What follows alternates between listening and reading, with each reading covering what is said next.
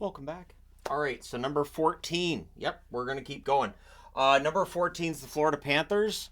The Florida Panthers right around the middle of the pack, but in terms of points percentage, because they've had some very good seasons recently, they're actually 7th overall from 2017-2018 until now with a 615 points percentage.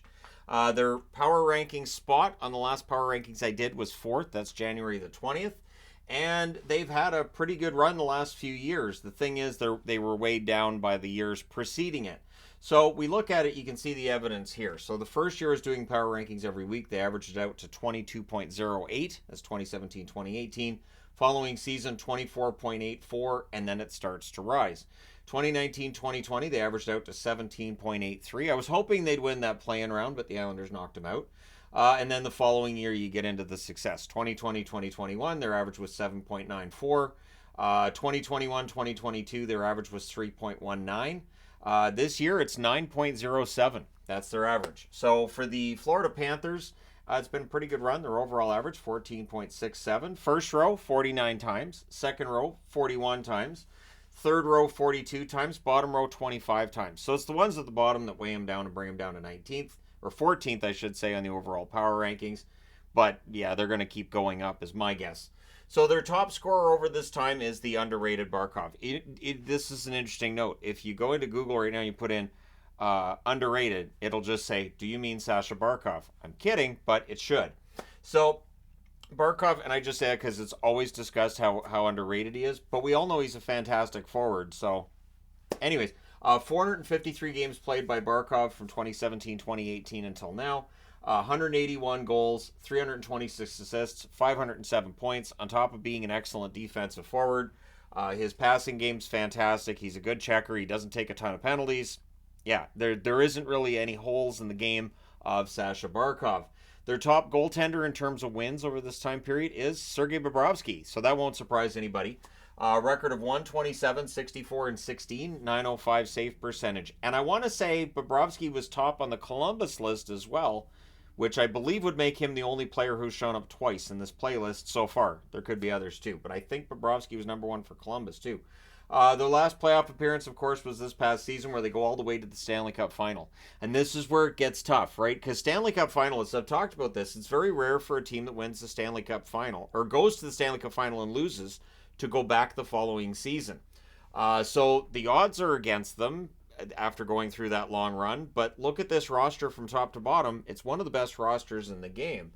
Anson Carter saying he thinks they're the best team in the East on Sportsnet. I will say he's very likely right.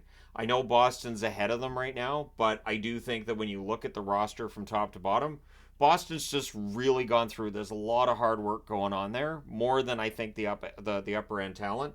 Florida's doing the hard work, and they've got the upper end talent. So in the event that Florida and Boston meet in the playoffs, we'll see how that series goes for a second straight year. But I do think Florida could come out ahead in that one yet again. So for Florida, it really is a matter now of just the cup. Like, I was thinking about this, and I was like, okay, well, could they use a little bit of depth up front and on the back end? Sure. But do they have a problem in net? No. Do they really have major problems anywhere? No. Bobrovsky's having a good year himself. So while we may look at the loss of Alex Lyon to Detroit and say, man, if they'd kept Lyon as the backup, the reality is that they haven't skipped a beat in the loss of Alex Lyon. I think Stolarz has been a good, solid backup for them as well. I've been a fan of Stolarz for years, and it feels like now that he's with a team that's defensively responsible, we're starting to see his numbers match his talent level. They have Matthew Tkachuk's playing really, really well. Verhaeghe's been an absolute revelation for them. Their blue line from top to bottom's been excellent. Ekman Larsson's had a really good, strong bounce-back season.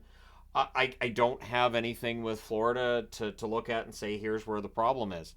And I knew when I did these videos, before I started them, there would be some teams I'd be like, man, there's going to be a lot to talk about in terms of what needs to be fixed. And then there'd be others that there just isn't.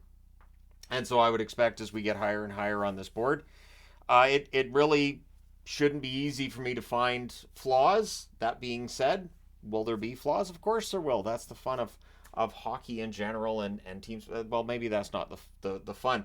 But if every team was flawless, well, then games would all end scoreless and you wouldn't see a ton of shots either. But Florida's about as close to flawless as you can get in the East right now. They absolutely are. One thing with the power rankings is it is a measure, I think, of how teams are playing right now, but it doesn't necessarily mean in the playoffs. This is what I think teams are going to do. That's why I don't do power rankings in the playoffs. I tried one year and I was like, this doesn't work. They are regular season power rankings. Florida does not have a Stanley Cup to their name yet. But if you had to hold my feet to the fire and say which team that has not had a Stanley Cup do you think likely wins the next one, I think it's going to be Florida. Yeah, the Canuck fan in me wants to say Vancouver. Yep, and I love my wife and I want to say Winnipeg, but I get the feeling it's going to be Florida. So we'll see if that does in fact come to pass, whether or not Bobrovsky can get that fourth series win, which he didn't get last year against Vegas. And what if they play Vegas in the final again? What if Vegas goes on that run and we get a rematch?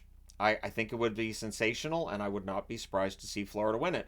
I also wouldn't be surprised to see Florida have home ice advantage in the series this year if they met each other, which could be a big difference maker. But let me know your thoughts in the comment section below as always. Don't forget to hit like and subscribe in the event that you have not done so or you forgot to do so. And hey, thank you guys so much for all your support. It means a lot. I will talk to you again soon.